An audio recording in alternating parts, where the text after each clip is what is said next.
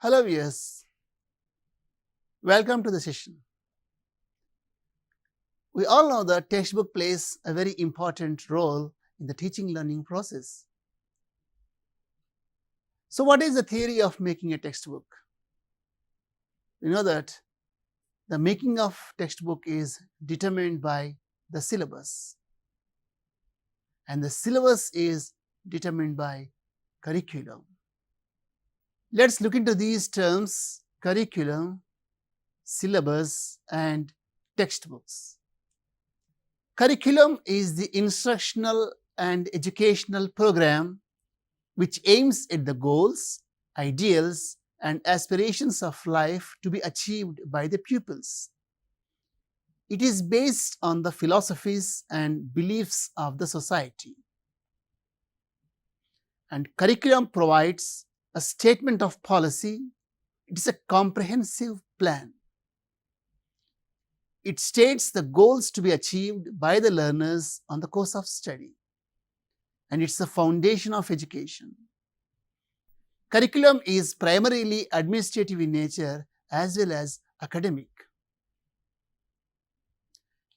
Let us see what syllabus means.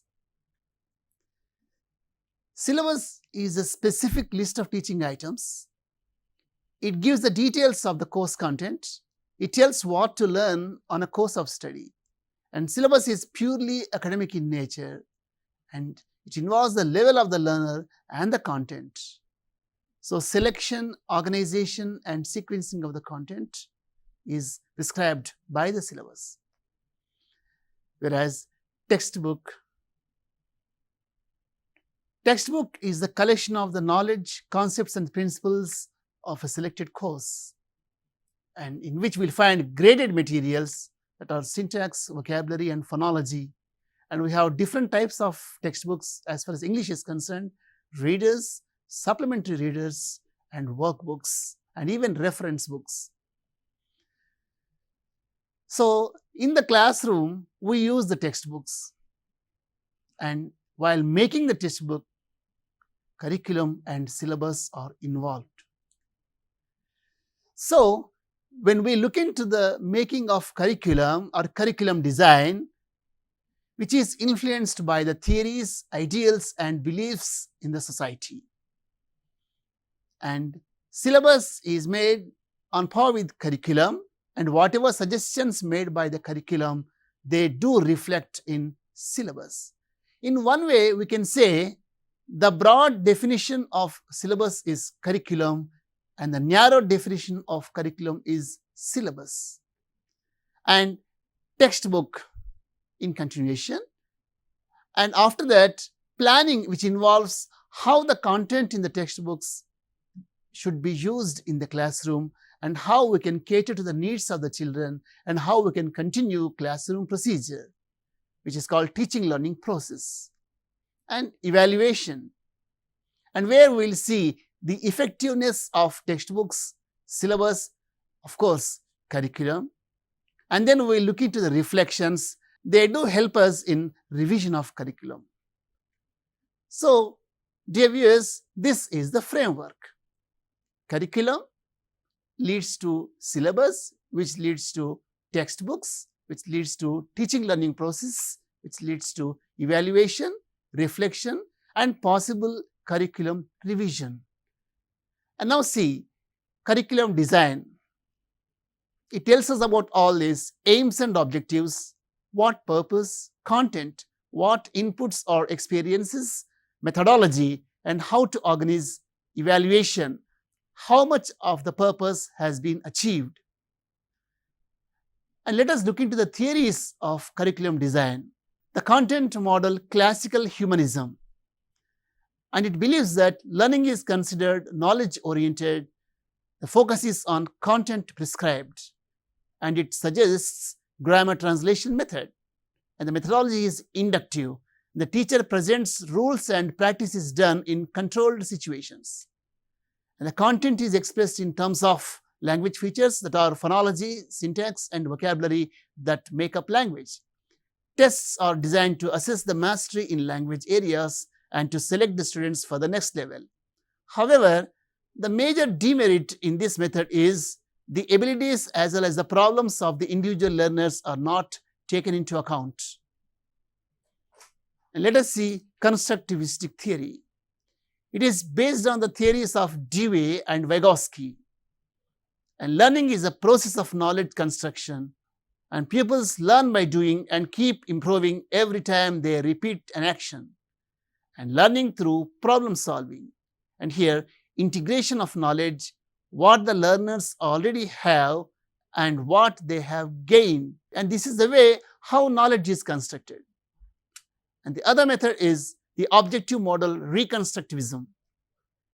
It is linear in approach to curriculum development, and content is divided into smaller elements of knowledge and skills, and the focus is on practice skills. Evaluation is object based. However, it lacks learners' autonomy and creativity. And another method is the process model progressivism, and it believes that learning is by doing. Active participation of the learners is promoted, and the teacher acts as the facilitator, and the teacher negotiates with the students during the course of study. And the emphasis is on self-evaluation and peer evaluation. And the design is components and strategies. And here implementation, background and requirements of the learners and time allotted. And evaluation is programmed evaluation, whereas curriculum implementation and renewal or feedback. And now let us see the underlying factor in the present curriculum that we are using in our state. The NCF 2005 has made several recommendations in curriculum design. Let us look into the recommendations of NCF 2005 as far as English is concerned. And NCF suggests that language teaching should be multilingual, where learners are allowed to use more than one language. Code mixing and code switching. Code mixing, this is very common. We observe the students in the classroom where learners, they use words from other language. And code switching refers to they begin a discourse in a particular language and all of a sudden they move into other language. So this is very common in bilingual or multilingual situations where we mix the code as well as switch over from one code or one language to the other, and connecting knowledge to life outside the school and enrichment of the textbooks. So the learners have freedom and they can go beyond the textbooks. We need not believe that textbook is the only available resource materials in the classroom. We can use any material. Textbook is one of the suggested materials. And evaluation is flexible. Evaluation doesn't mean just exams. Evaluation can be done in any mode. It can be an interview, it can be a study or even observation or a questionnaire, so many issues. And we have several tools of evaluation. And here the focus is on higher order thinking skills, and they are critical thinking, which are when we look into a reading passage where we pose questions that are quite evaluative and even extrapolative. So evaluative, there we invite the opinion of the learners and to what extent they have understood the text and how they will be able to answer the questions. And extrapolative, they may go beyond. We can ask a question, if you were in a position, what would you do? Such questions are extrapolative. So here we have to give scope for the learners to comprehend and respond freely.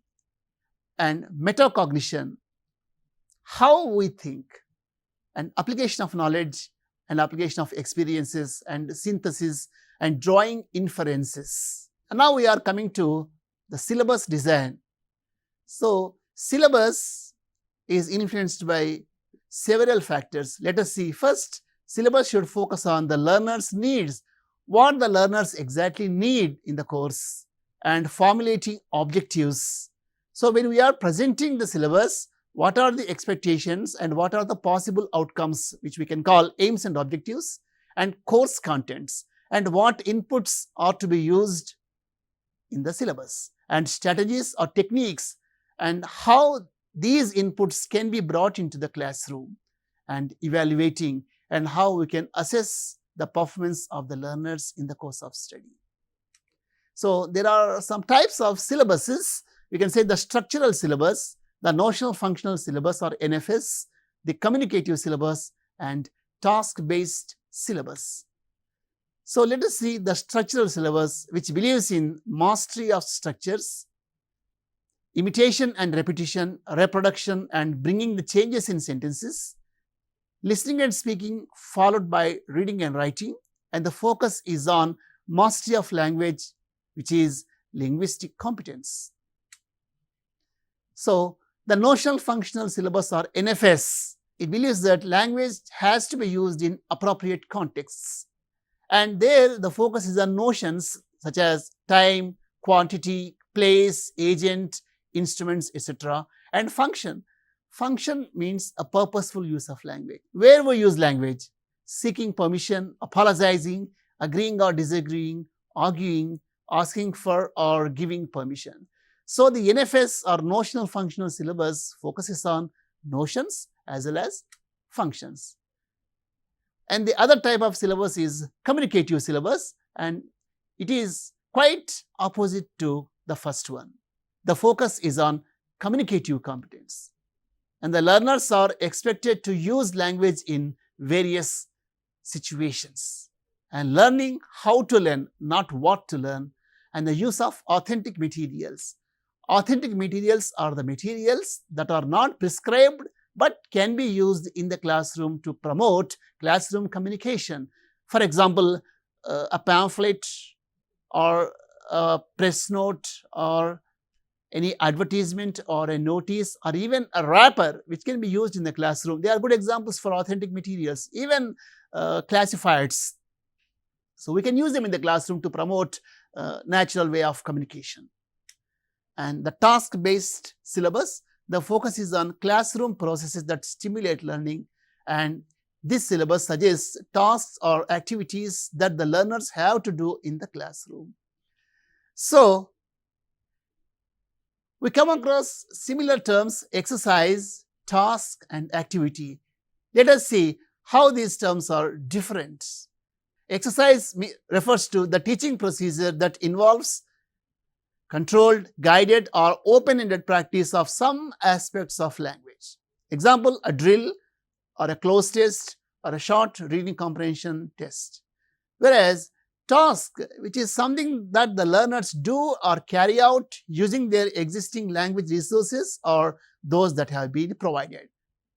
And some examples for tasks are information gap, task or reasoning gap and opinion gap.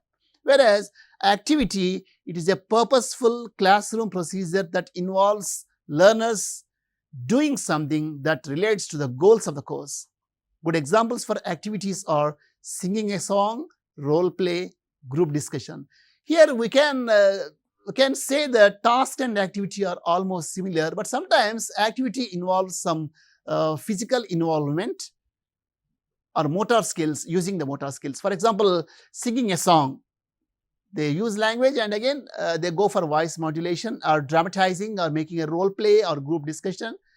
Some other aspects of language are also involved. So, how the textbook is developed? Here these are the factors. First, selection and gradation of the content, and learning and teaching, structure and organization, use of language, the suitable language or appropriate language to the level, and the layout. And let us see the layout of the units in the textbooks that are in use now. We can see each unit begins with a face sheet, and the face sheet raises the curtain, and it is thematically related to the reading passages in those units. So, face sheet triggers the ideas and it gives scope for the learners to use language. There they can generate discourses, and reading A, which is followed by glossary and comprehension, vocabulary, grammar, writing, study skills, listening, reading B as well as reading C. So, now we have adopted DOP or discourse oriented pedagogy, where we give scope for the learners to construct discourses in the classroom.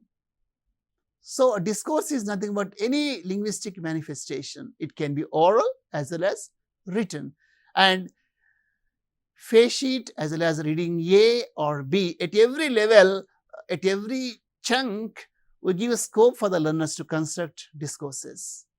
And here, the learners are expected to present their discourse in the class. And the teacher takes up the process of editing. So, editing, the purpose of editing is to come out with the acceptable version of language. And when learners observe the teacher, they look into the mistakes and where they have gone wrong, and they correct them.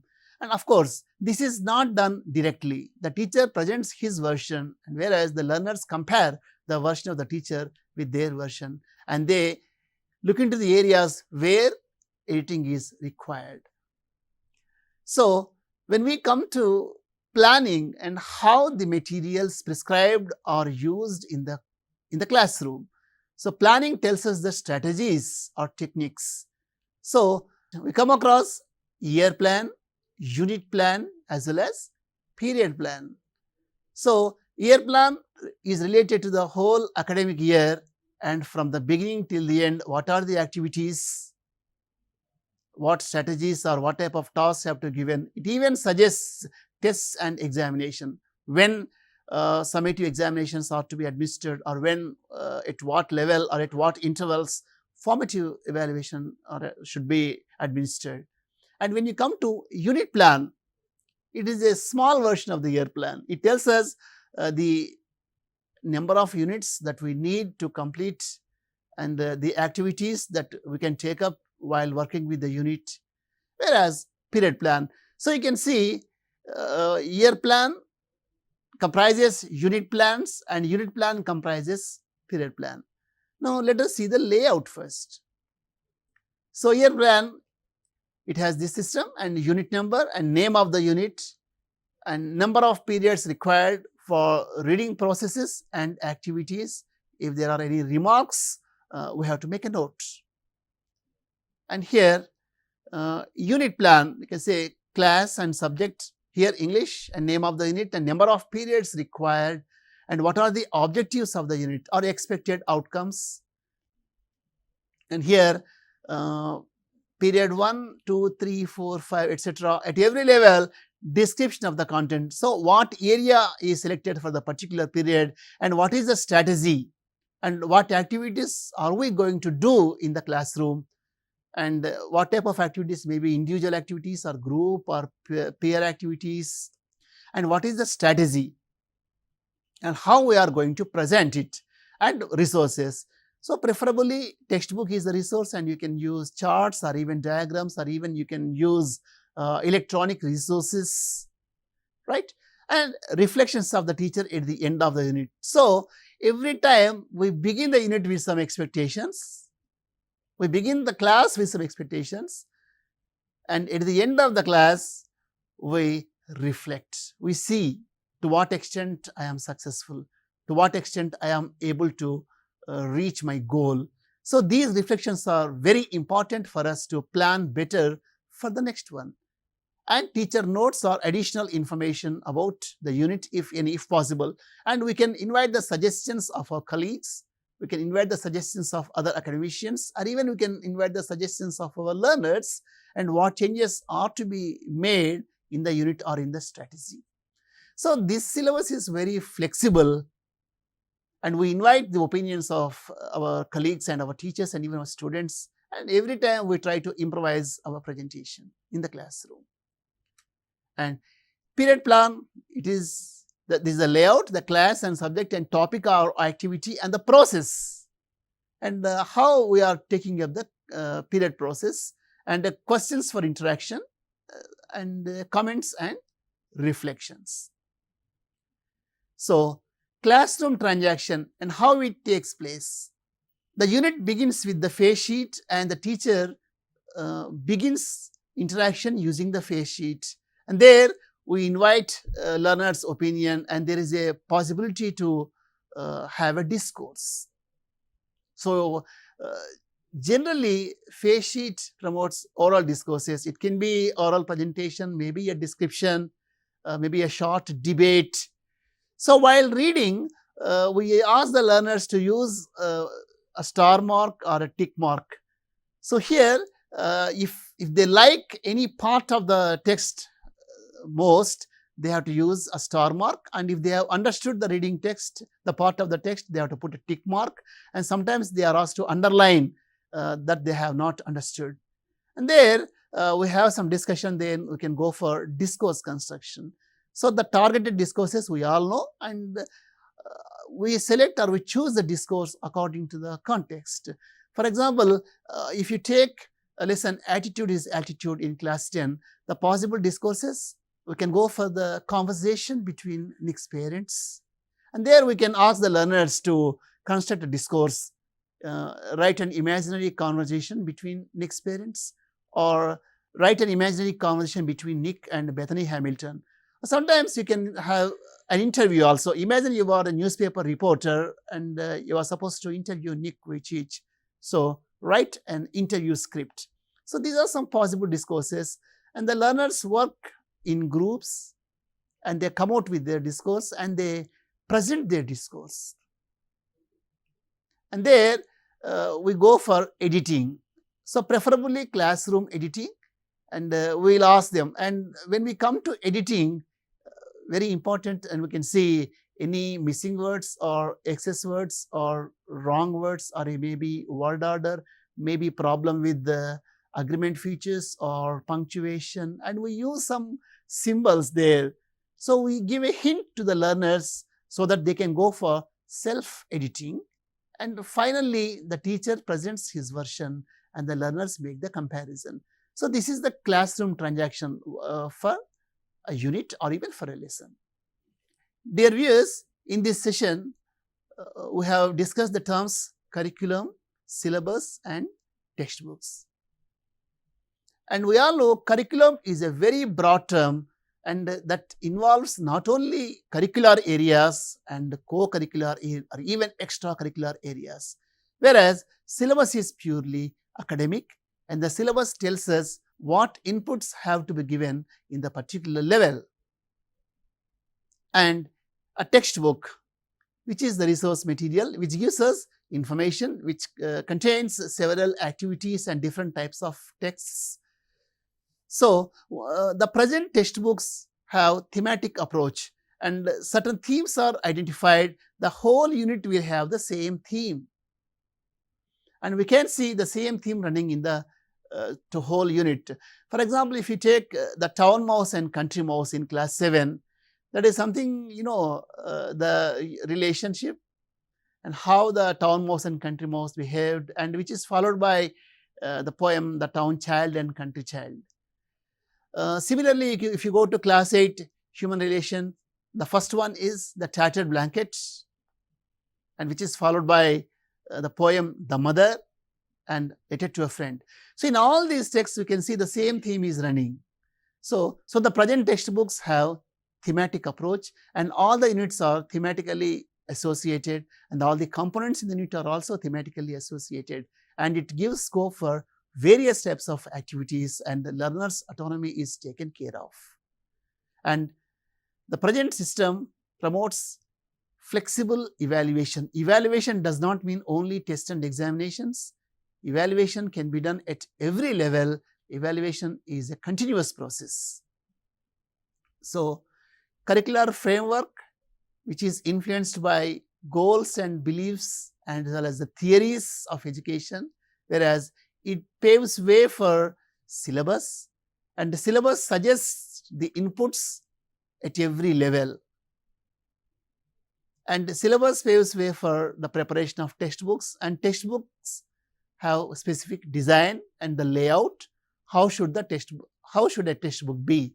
Textbook should have language that should be understood easily by the learners of the particular level, and the textbook should have illustrations also, because generally pictures and illustrations, they arrest the attention of the children, and we can see some illustrations. And textbook should have a variety of activities, not just monotonous questions, and the textbook should give scope to various types of skills. You can see in the textbook reading comprehension and certain vocabulary items are there, study skills, and we have given scope for listening and speaking skills and even projects. And while doing projects, the learners work together and they learn collaboratively. And the project helps the learners to work collaboratively, where while working with the projects, the learners accept the suggestions of their colleagues, of their friends, and there will be some mutual understanding and they come out with a good one. And there they go for analysis of the project and they will see the outcome.